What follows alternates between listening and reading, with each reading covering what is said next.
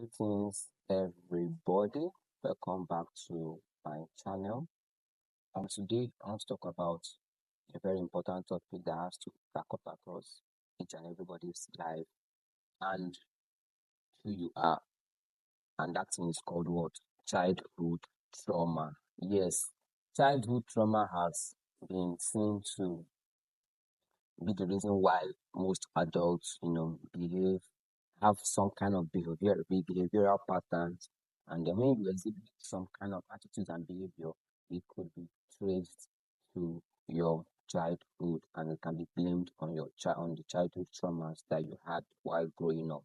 And scientifically, it is said that 95 out of 100 adults have childhood traumas. And these childhood traumas ranges from abuse, negligence, and dysfunctional homes, and and all that. So I want you to sit back, don't swipe as I digest deeper into as I dive deeper into this topic. So first, I want to start by explaining or telling you what childhood trauma is. Childhood trauma is any experience during childhood that overwhelms a child's ability to cope.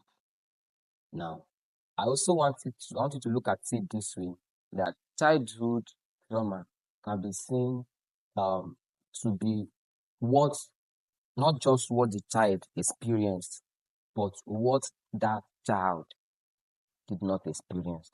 Now, let me recap. Childhood trauma is not only what that child experienced during childhood, but also what that child did not experience. Now, we all agree that there are some experiences and trainings, let me use the word trainings, that a child needs to get to adequately grow up and fit into the society, to have a healthy lifestyle in the society.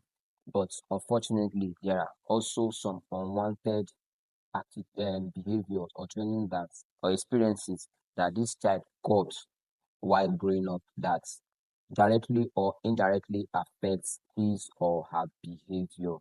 Now, I want to talk about there's what we call ACE, is adverse childhood experiences. Adverse childhood experiences. And under these adverse childhood experiences, we have abuse. Yes, we have abuse. We have neglect or negligence. And we have dysfunctional homes. Now, under abuse, we have physical abuse, we have emotional abuse, we have sexual abuse. And also under neglect or negligence, we have physical negligence, we have emotional negligence. And under dysfunctional households, we have a parental separation or divorce. We have domestic violence. We have mental illness, and so on and so forth. We also have, yes, we also have environmental violence. We also have war. We also have um, poverty. Yes, we also have poverty. I also have racism. These are under adverse childhood experiences. So most of us, if I talk about abuse, most of us can relate very well to um abuses or what abuse. We have physical abuse, we have emotional abuse, we have sexual abuse. And don't forget that when I was trying to explain or define what I understand by childhood trauma, I said that childhood trauma is not just what happened to that child while growing up, it's also what did not happen to that child. And let me talk about this. Some people, yes, I can say this boldly, some people did not grow up or did not raise them in love, and it's not their fault. Yes. Some people, one of their childhood traumas come from negligence. They didn't receive love. They weren't cared for, and they lacked attention. Now, you can't actually blame this on the parents because sometimes their parents might be very, very busy. They may be working class, they be civil servants, they go out in the morning, they come back in the night, they can even be bankers. So they go out in the morning, they come back late at night, and they leave their child or their children with nannies. And you and I have agreed that a nanny can never treat your child the way you would treat your child. So neglect is part of um childhood traumas. Now, it is written and it is proven that 28% of women and 16% of men have been recorded to have received various forms of sexual abuse while growing up. And the funny thing, this sexual abuse does not really come from people from distance or from far people. No, it's recorded that it comes from family. Yes, they said 8 out of 10 sexual abuse that happens to a child occurs between the people the child should actually feel safe around. And this happens to come from their parents, their uncles, their relatives, their nanny or house help, or their teachers and elderly ones, and from the church too. Yes, we've had different cases of sexual abuse from the parents. Yes, the dad actually sexually abusing the daughter. And we've also heard of a situation where people, nannies, house helps, uncle relatives, gatekeepers have actually abused a child sexually. Now, let's talk about um the what the child should have gotten or what the child should have experienced while growing up that affects them. One is no love, no validation, no attention. So this also metamorphoses to as in this comes along with the person as the person grows up. These traumas are there and it affects them in their relationships. It affects them in their relationship. Some people they they lack love, yes. And you see them exhibiting some attitude and behavior and you begin to wonder. You ask them, guy, were you loved at home? Or didn't you experience love at home? So it's not their fault, it's their upbringing. And one of the issues or causes of this can be traced back to maybe their parents being very busy at work or their parents being unalived while they were growing up. So they have to grow up with relatives and all that and all that. Now, let's come to one of the abuses that have happened to affect us socially, and that is dysfunctional homes. Dysfunctional homes. Now, dysfunctional homes comes in different forms, but the most prevalent one is separation or divorce.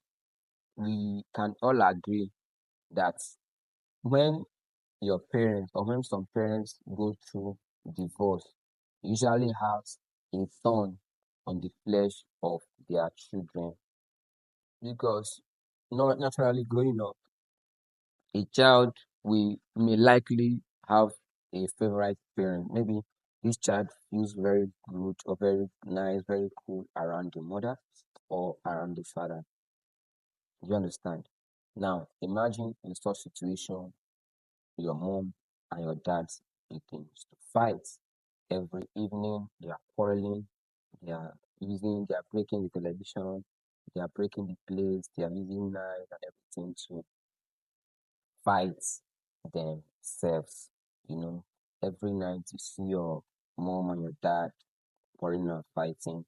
That will have a very serious effect on you as a child. As a child.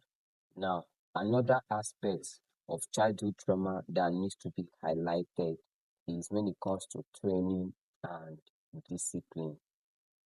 Now, a parent, maybe a mom or a dad, who has received a very rigorous training while growing up will take to heart that this is the best way to train a child. And they will quote a scripture. They will tell you, spare the rod and spoil the child. So what would they do? If you offend them, they will lock the door, you and your mom, or you the offender and either of your parents or even both of your parents inside the house.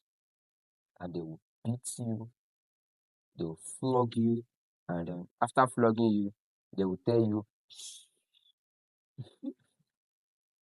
they will tell you, and you know what? You will be crying inside, like you will be crying inside. You can't cry it out, you can't shout. Your whole eyes, your eyeballs are bulging out, you are sweating, you are crying, and all that, and all that. There is no trauma. But this is one of the peak of the childhood traumas that African children experience, and this usually have adverse effects on the child. Another one that needs to be talked about is the one that your parents will always want to yell at you at every little instance. They yell at, and once they yell at you, you are shocked. There's this shock wave that you know goes to your spine, and that will lead you to having low self-esteem. Some of you will lack the ability to express yourself to your parents. There are some children that they can never go to their father or their mother to make some certain requests. They will tell you they are not going or they cannot go just because of the trauma. They know what their parents will do to them. Yes, that is another trauma. Another trauma that needs to be looked into is environmental trauma. And I want to take this to the school environment where the child grew attended school, preschool and primary school together with secondary school. So just like the one I usually experience while growing up, some teachers they will tell you that I'm setting a test. Yes. And if you fail this test, it's going to be 20 questions. If you fail two, I will give you two lashes or two strokes of the cane. Yes. If you fail two, I'll give you two strokes of the cane. If you fail 10, I'll give you 10 strokes of the cane. And if you fail 20 out of the 20 questions that were set, I will give you 20 strokes of the cane.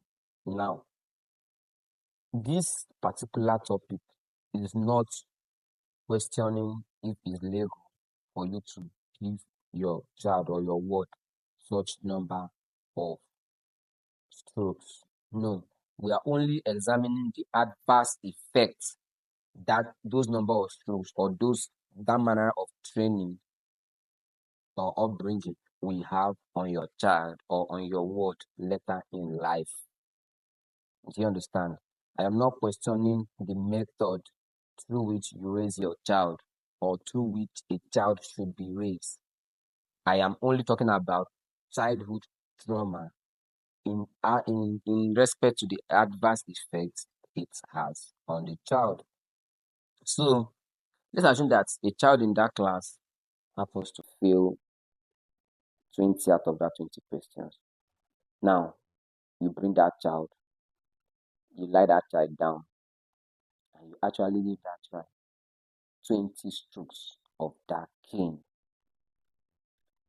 And you have forgotten that There are many ways to correct a child. You have now you did this in front of the class. You have humiliated that child, and that trauma will grow up with that child. That trauma will make the child to begin to feel less of him or herself, begin to feel less of his or her abilities. Yes, the child will not believe on the ability he or she has to execute or do some certain things. Let's say, for instance, the child is offering 10 subjects, and in those 10 subjects, this child is very good at 9. And because this child is not good at one out of that 9 subjects, you will forget that this child has actually done well in in other courses or in other subjects. You begin to punish that child in respect to that course or that subject that that child doesn't know very well or is not doing or performing very well at. You refuse to question yourself as an adult that, okay, what method did these other 9 teachers use in teaching this child that made this child to be good, and what can I do to help this child to get better at this course? You find out that majority of the times that subject will remain a mystery to that child, and that child will lack interest, will never develop interest to study that course because of the trauma he or she has gotten from the teacher that handles that course. Now, another form, I want to list down some form of trauma because I'm not sure I'll be able to cover each and every one of them. But if I list anyone and you can relate to it and you have a personal experience of that effect of that trauma, please do comment that on the comment section. Do you understand? So we have I've enumerated lack of love and attention. We also have physical abuse or sexual abuse. We have divorce, abandonment, or parents walking away. Some parents may have issues and have problems, so they'll just carry that child, go and drop at their grandmother's place, leave them and walk away from their life, not trying to ask how the child is doing or even trying to be a part of that child's life. This can be seen as also um childhood trauma. We also have loss of loved one at a young age. Yeah, and this child, some children, so many things happens when they are giving birth. Some children will lose their mom, you know, lose their mom after birth and all that and all that and all that. Now we also have verbal abuse. Yes, this is another one that needs to be talked about. We have verbal abuse. Under verbal abuse, we have constant criticism, we have yelling and threats. So I'll talk about this because most people, most elders have this problem. There is nothing you will ever do. There is nothing in life that you will do that they will tell you, thank you, you've done well. No. They will look for way to abuse you, to criticize you for not doing that thing a certain way. Do you understand? There are some adults that you will grow up under or that will train you that they will never see anything good in whatever you do. They are constantly criticizing you, they are constantly yelling at you, they are constantly abusing you or threatening to use one thing to hit your head, use one thing to hit you, and all that and all that. So that will have impact on that child, a very adverse impact that child will look at his or herself and say, I'm never enough. I'm never going to amount to anything. I'm never going to do anything right in this life. Whereas the problem is actually from that adult. Now, we also have a trauma that comes with living with addicted, depressed, or emotionally unavailable parents. Yes, we have trauma that comes with living with addicted or depressed or emotionally unavailable parents. And just listing them out, you can imagine the gravity of the adverse effects that living with a parent who is addicted to drug, who's addicted to substances. You know and see the effect that will have on you as a child, because even them, they are not coordinated. So how can they raise you? How can they train you well? And a, a, a, a parent who is depressed, who is sad, who has a whole lot going through their mind, and then they will easily um transfer aggression on you. You know, they are always agitated. That whatever you every little thing you do, they are yelling at you, they are shouting at you, and they use whatever they see around, maybe a big wood or a stick or something to hit you. So we also have a trauma that comes with witnessing violence or growing up in a chaos environment. Now, I want to paint a picture. Imagine children who witness their parents being unalived, like in their very presence, especially maybe when thieves or robbers attack their house, and the child witness their parents being unalived. The trauma is unquantifiable. The trauma is unquantifiable.